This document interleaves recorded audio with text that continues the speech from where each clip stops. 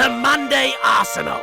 Okay, so, it's not quite the Daily Arsenal, one of the most popular features ever in my time on Drive.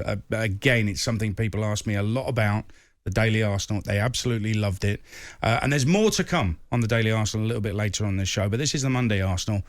And I think too much is being read into Chelsea and everything that's going on with Chelsea into this performance. Not enough is being said about Arsenal. Correct. Hold on. This isn't credit. It is. It is. I'm coming off Drive, so I think it's about time I gave Arsenal some credit. What I would say is this, and to be fair... I can hear the screeching tyres on the streets of London. The cabs are... Is that another crash? Yeah. Screeching to a halt outside. I did say last week, though, that Gabriel Jesus signing of the summer, and I stand by that as well. I think if you look at his performance in that Chelsea game, you look at his performance, it's assured. He doesn't feel like he's got anything to prove because he's already proved it all with club and country at City and with Brazil. So he's coming in already as a superstar. So this isn't a player who's going to sit around just soaking up money and taking the you-know-what. This is a player who's coming in to lead, and that's what Arsenal have needed. So I look at what they've got. They've already got some really good young players. They made some good young signings last year who have blended in for a year and got used to everything. Now they're making some good signings, experienced players to add on to that. And all of a sudden, I'm looking at Arsenal and thinking, and I could flip it around here. And you know what I'm going to say that with the amount of backing Arteta's had, and I think money-wise, he's had a lot of backing. They've been very patient with him. Abramovich would have sacked him about 5 or 6 times by now.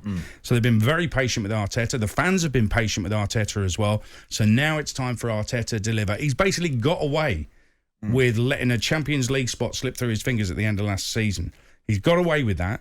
So, and that's fair play. You're giving him time, and there's nothing wrong with that at all.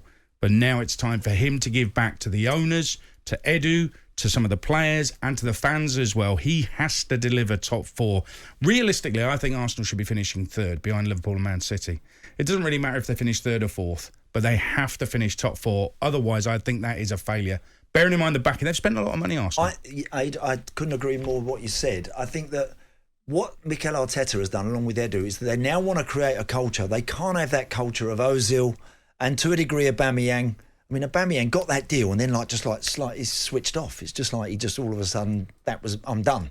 And that's kind of not the culture that you want to create. You want to show young players, the Smith Rowes and the Sakas and the Nketiahs and all these boys, that are good young players, and they're going to drive Arsenal forward in the years to come. You can't create that culture. And I think at Chelsea, this money-making machine they've had with these younger players, and of course they'll have their reasons for doing it. But I think it's backfiring. I think it's now starting to create a culture at that club that you can sit about, get a proper few quid, crazy money, and do very, very little. I said earlier about Azpilicueta, a brilliant, committed pro for that club.